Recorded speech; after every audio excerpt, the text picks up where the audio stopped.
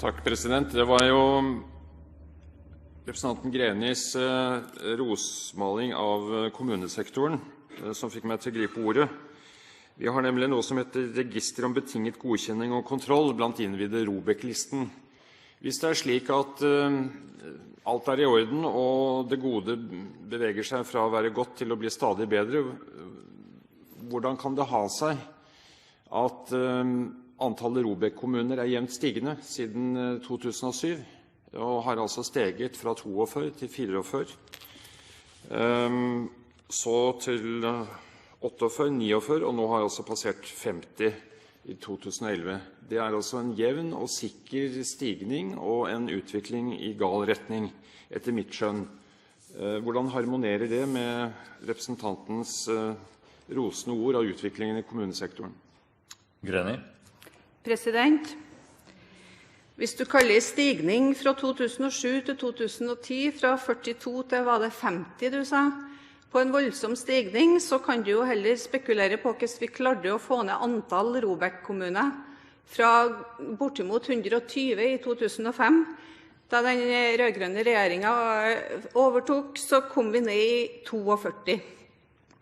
Det tyder vel på at det har vært en ganske dramatisk nedgang i den perioden, og at det vil være variasjoner i Kommune-Norge når det gjelder økonomien i den størrelsesorden 42 til 50. Det tror jeg vi vil ha opp og ned uansett kommuneøkonomi.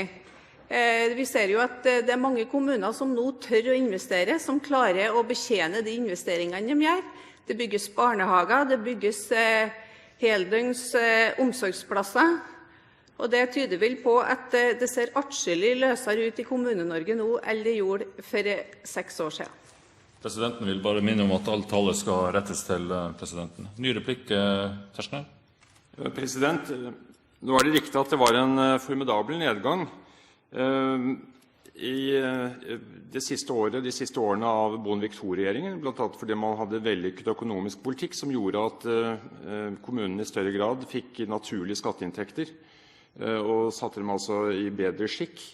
Mens de årene jeg refererte til er også da 5 år under rødgrønt styre, hvor utviklingen går i gal retning, enda man skryter av at man har bevilget mer over budsjettene enn noen gang før. Så spørsmålet gjenstår, er man fornøyd med utviklingen, når det tross alt ikke er en helt ubeskjeden stigning på 20% fra basisåret 2007? Greni. President, jeg registrerer at representanten Tetzschner fortsatt beskriver det her som en dramatisk økning på 20%, mens det da en nedgang på 2/3 da ikke er en dramatisk nedgang. Den klarer ikke helt å forstå. Jeg tror det her er en ganske naturlig variasjon som gjør at et tegn på at Kommune-Norge nå har investert ganske kraftig, blant annet i barnehageutbyggingen. Og jeg føler at hele Kommune-Norge nå har fått en styrket økonomi, og det er mer optimisme, og låneopptaket tyder jo også på det. Det har vært problematisert at kommunene har fått for stort låneopptak til opposisjonen.